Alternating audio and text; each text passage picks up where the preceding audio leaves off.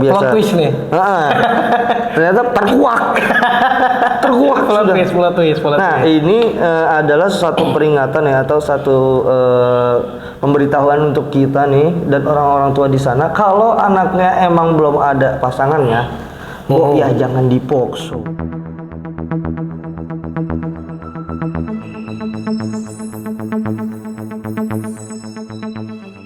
Assalamualaikum warahmatullahi wabarakatuh. Kembali lagi teman-teman semua di Berita Spekulasi, di mana kami berdua kembali lagi ya teman-teman semua akan membacakan berita-berita yang cukup menggemparkan. Dan gini nih. Ditampar dong itu. Oh iya. Iya, menggamparkan. Betul. Mohon maaf. Nggak bisa disambung. Dan juga berita-berita aktual tentunya yang akan menemani hari-hari Anda semuanya yang nonton. Betul. Dan sebelum kita mulai, jangan lupa untuk subscribe, like, share, komen semua teman-teman. Mudah-mudahan ini bisa jadi penambah wawasan teman-teman sekalian. Betul. Ya. Dan jadi bahan obrolan juga bisa gitu. Oke, tanpa berlama-lama Bung, marilah kita bacakan saja langsung berita yang pertama. Gimana nih? Terima kasih Bu Denny atas waktunya telah menyampaikan opening. Yap. Mari sama-sama kita dengarkan. Ada berita-berita yang sangat fenomenal ya. Berita yang pertama datang dari negara Skotlandia. Berita ini berisi tentang seorang ibu lahirkan 12 anak dalam 15 tahun. Gile. 12 anak 15 tahun.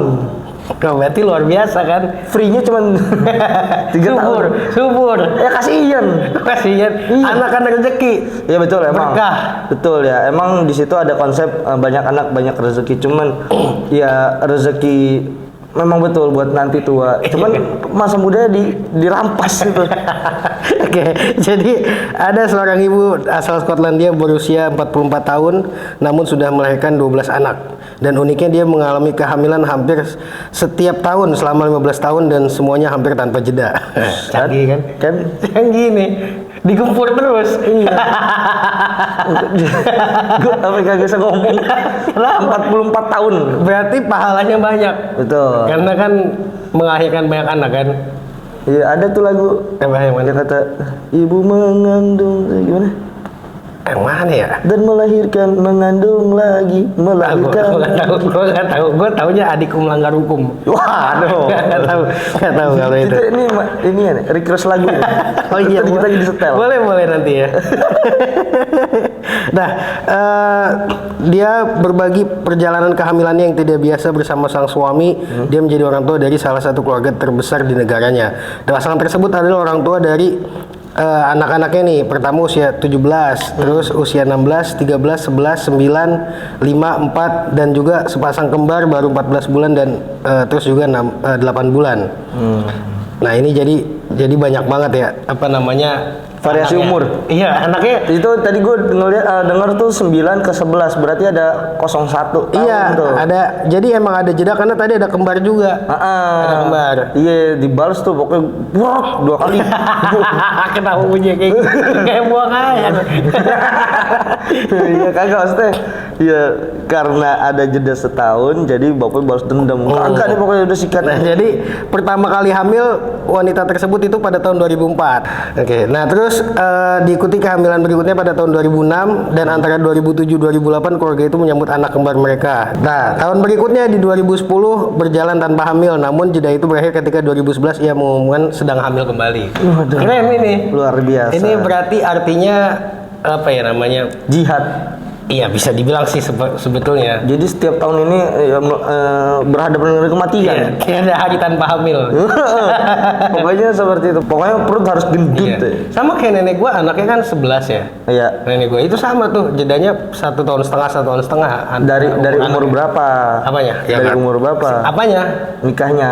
Pertama kali hamil. Oh, nikah pertama kali hamil gua nggak tahu umur berapa ya, tapi jeda-jedanya tuh kayak cuma 1 tahun setengah gitu. Nah itu kan 1 tahun setengah. Bener-bener cuman buat nyusuin doang itu. Jedanya buat nyusuin anak doang. Kan hamil aja 9 bulan kan? Iya. 6 bulan doang berarti kosong tuh. Iya buat nyusuin itu anak buat sampai 6 bulan nih bisa ibarat kata bisa gue lepas udah. Gembur lagi. Berarti keren, subur, maksudnya top chair lah istilahnya. Betul. Tapi kira-kira nih ya, kira-kira untuk anak sekarang, mau nggak ya misalkan ada perempuan zaman sekarang gitu, dia hamil, melahirkan, hamil lagi, Berat sih soalnya karena kan gua rasa karena biaya hidupnya juga kan, pendidikan dipikirin juga dong. Masa lu bikin doang habis itu ibaratnya ditelantarin kan nggak boleh. Kita harus pikirin ke sana juga. Makanya sekarang paling 3, 4 keluarga berencana. ada KB 2 anak cukup. Iya cukup. Kalau nggak salah. Betul. 1 istri cukup juga. Dipertegas. Lanjut berita berikutnya ya Bung. Baik, terima kasih Pak Denny. Itu ada pemaparan berita pertama dari Skotlandia. Lanjut ke berita selanjutnya. Berita ini berasal dari negara Belanda ya. Dari negara Belanda. Berita ini berisi tentang donor sperma hingga 500 anak. Pria ini digugat. Tadu donor sperma hingga 500 anak. Donor sperma hingga 500 anak. Iya, jadi dia ibaratnya punya 500 anak dong. Lu tahu donor sperma nggak sih? Oh, begitu. Lu tahu donor sperma nggak sih? Tahu, iya Kan tahu. ada tuh bank sperma juga. Iya. Sampai 500 anak. Iya. Ini lebih top chair. Iya. Ini lebih top chair. Iya, gini maksud gua, lu bisa bikin RT sendiri. 500 anak. Kepala negara dia tuh. Iya. Wah, gimana nih? Ini Belanda gokil juga nih. Jadi menjadi seorang ayah mungkin merupakan impian bagi kebanyakan pria, namun seorang pria di Belanda mewujudkan impian tersebut dalam tingkatannya ekstrim. Pria tersebut merupakan pendonor sperma produktif yang diduga telah menjadi ayah dari lebih dari 550 anak. Dia digugat atas tuduhan bahwa kesuburan yang tinggi dapat berkontribusi pada peningkatan risiko perkawinan sedara dan incest. Nah, jadi yayasan ada seorang yayasan di berkantor pusat di Den Haag menuntut seorang yang berusia 41 tahun pria ini secara resmi menghentikan penyumbangan spermanya. Dia dituduh tidak melaporkan detail jumlah anak yang telah dia ayahi. Oke. Berarti dia nggak terbuka. Iya, berapa betul. biji nih? Yang penting gue store aja nih. Ini sperma gue nih. Oke. Iya. Jadi di Belanda itu pria diizinkan untuk menyumbang sperma hanya ke satu klinik untuk diberikan maksimal 12 wanita dan tidak boleh menjadi ayah lebih dari 25 anak. Nah, hal ini diberlakukan untuk mencegah perkawinan sedara, incest atau masalah psikologis bagi anak-anak yang mengetahui bahwa mereka memiliki banyak saudara kandung. Iya sih, mungkin kalau misalnya ada perkawinan sedara, pas pengen punya anak yang normal tinggal minta ke pria itu kan, takutnya terjadi begitu. Betul, Makanya dia digugat. Dan itu agak berbahaya ya, karena memang yang udah nih ketika ada pernikahan sedarah ya, Iya. itu hasilnya tuh kurang baik. Memang nggak ini apa namanya nggak normal karena kromosomnya sama kalau nggak salah kayak gitu. Betul, itu kurang baik dan juga dia kaget. Kayak misalkan ketemu nih, gue di Bangka, misalkan lu di Lampung, misalkan. Satu bapak ya. Bapak lu mana? Ini datang. Nah, ini bapak gua. Oh iya. Iya. Bapak kita Tapi kan sama. berarti bagus saudaranya jadi ada di mana-mana. Lu punya banyak saudara jadinya. Iya benar. Cuman kan jadi kayak mau ngapa-ngapain aja juga pusing, ya kan? Pusing kenapa? Ya pusing lah, lu kesini saudara, ke situ saudara, gue demen sama nih orang, saudara gua. Iya juga ya. Susah ya? Iya. Susah. Jadi. Oke. Masalahnya ini 550. Oke. Tapi dia bilang saya hanya membantu wanita mewujudkan keinginan terbesar mereka. Iya, punya Bener anak, dong. betul. Bener, dia niatnya baik. Niatnya baik. Tapi harus sesuai prosedur. Satu laki-laki, satu klinik, 12 wanita, 25 anak. Iya. Lu harus ikutin kayak gitu, jangan mentang-mentang saya man. Berarti subur dia, bagus. Lihat muka saya. Iya, bukan dong, itu mah eyang. Nggak, maksud gua, berarti dia itu punya apa ya namanya ya, hatinya baik gitu. Iya, betul. Membantu. Betul, emang itu betul banget. Cuman kan di setiap negara, di setiap daerah itu punya kan aturan. Iya. Nah, memang niat beliau ini baik nih, Bapak Subur ini. Iya, betul. Okay. Bagus, ingin mewujudkan impian para wanita. Iya. Betul. Tapi kan ya sesuai dong dengan peraturan yang ada di daerah itu. Iya. Ya intinya dia harusnya juga ngelapor nih kalau udah ngedonor ke berapa wanita. Dia udah gitu. kayak nih, Bang, nih. Ya mungkin apa namanya orderannya banyak, ibarat permintaan banyak ya kan. Waduh, lu mau nggak kerjaan kayak gitu? Enggak, tapi itu enggak berhubungan seks, biasanya cuma Iya, dikasih ngasih doang. Iya, ngasih dikasih doang. Nih gitu. Iya, dikasih doang. Terus ntar ya nggak tahu lah prosedurnya gimana masukinnya ke dalamnya ya. Iya bener. Gua nggak tahu. Karena kita bukan pelaku. Apakah dijadiin pil atau gimana, gua nggak tahu. Aduh, jadi itu kayak obat ya. Ada obat yang menahan kehamilan nih, obat yang membikin Iya, bisa jadi kan. Mungkin aja. Iya, oke. Mungkin kita lanjut ke berita berikutnya, Bu. Oke, terima kasih Pak Denny. Berita selanjutnya datang dari negara Cina. Berita dari Cina ini berisi tentang berusia 38 tahun dan masih jomblo. Seorang pria dibawa ibunya ke psikiater. Aduh, Kenapa? ini punya emaknya yang takut sebenarnya. 38 tahun masih single. Mungkin ibunya justru Takut. Iya takut. Si anak kenapa-napa. Kagak takut. Mungkin ibunya ngerasa anak gue gay kali ya. Ya nggak tahu. Atau mungkin anaknya si pendonor. Oh iya bener. Sebenarnya berkesinambungan ya. Jadi ini mengungkap fakta. Orang Belanda itu ternyata tinggal di Cina. Oke, jadi kisah seorang perempuan dari Cina ini selalu membawa putranya ke psikiater tiap tahun baru Imlek karena seorang ibu membawa putranya ke rumah sakit jiwa karena masih jomblo. Ya Allah. Jadi mengatakan ibu tersebut tidak pernah, jadi anaknya dibilang nggak pernah bawa kekasih ke rumah saat perayaan tahun baru Imlek. Oleh karena itu ibunya berpikir ada sesuatu yang tak beres dengan putranya. Sejak 2020 ibunya menjalankan tradisi aneh setiap Imlek, yakni membawa sang anak ke psikiater di rumah sakit jiwa. Waduh. Ya, jadi pada perayaan tahun ini pun sang ibu membawa anaknya kembali ke rumah sakit jiwa di Provinsi Henan. Namun kali ini hasil diagnosis psikiater sangat mengejutkan. Sang ahli mengatakan bukan anak yang sakit melainkan ibunya.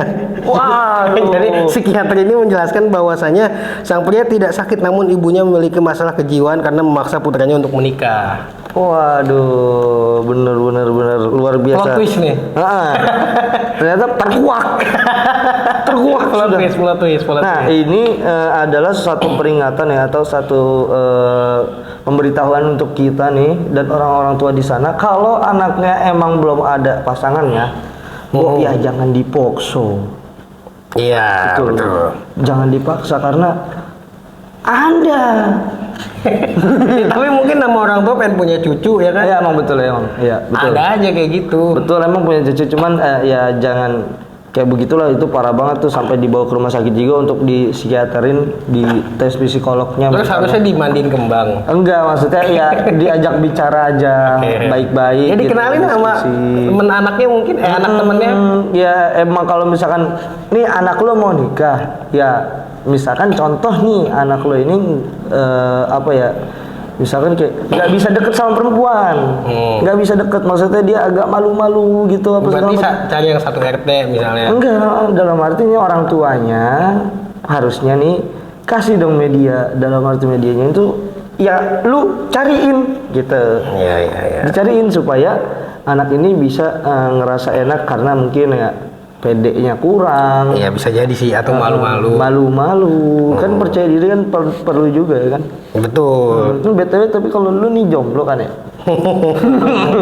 Di bawah nggak? Belum. tapi menurut lu nih, kita ngobrolin tentang jomblo nih Pak Deddy. Kenapa? Jomblo itu sebenarnya tuh kalau dipikir-pikir enak atau enggak sih? Ya, semua enak enggaknya kan tergantung masing-masing sudut pandangnya gitu. Betul. Tapi menurut gua yang namanya manusia pasti berpasang-pasangan kan. Jadi itu bagus berpasang-pasangan. Emang enaknya berpasangan. Iya, tapi kalau memang belum mampu menikah ya puasa dulu aja. Iya puasa, betul. Puasa nih. Jadi kata si anak ini, dia mengatakan dia sangat sibuk bekerja di Beijing selama lebih dari 10 tahun. Karena dia awalnya bekerja sebagai aktor dan sekarang menjadi pelatih tenis. Terus dia bilang sebenarnya tidak tepat saya disebut sebagai jomblo. Saya sangat sibuk dan belum mendapat orang yang tepat. Tapi ibu saya tidak bisa tidur karena saya belum menikah, jadi saya merasa sangat sedih katanya. Waduh, memang ini karena pekerjaannya ternyata. Iya. Jadi pekerjaan 10 tahun jadi aktor, abis itu jadi tukang jahit ya. Pelatih tenis. Oh iya salah, pelatih tenis. Taylor kalau gitu. Taylor, bener. Jadi pelatih tenis. Nah, karena kesibukannya itu bukan berarti dia itu canggung sama perempuan atau nggak bisa nyari jodoh ya kan? Ya bisa jadi sibuk. Bisa Tapi sibuk. kan bisa juga ibunya ngenalin perempuan ke anak. Harusnya seperti Atau itu. tetangganya mungkin ada yang baru pindah. Terus Bisa nggak dikenalin. mesenin, bu anaknya buat saya aja. Iya, bilang sepik-sepiknya kasih garam sama gula. Biasanya kan tetangga baru pindah nggak punya garam sama gula. Besoknya kasih pasir tanah Buat apaan? buat ngebangun rumah. Oh iya. Oke. Mungkin cukup ya di episode kali ini. Oke, terima kasih para pemirsa semua yang telah menyaksikan acara demi acara, berita demi berita. Terima kasih banyak atas waktu telah menonton dan mohon bantu kami dengan cara klik subscribe, share, dan komen sebanyak-banyaknya supaya video ini membawa manfaat dan informasi yang lebih berkualitas lagi kepada seluruh masyarakat. Terima kasih banyak. Saya Bung Roju dan Bung Denny pamit undur diri. Wassalamualaikum warahmatullahi wabarakatuh.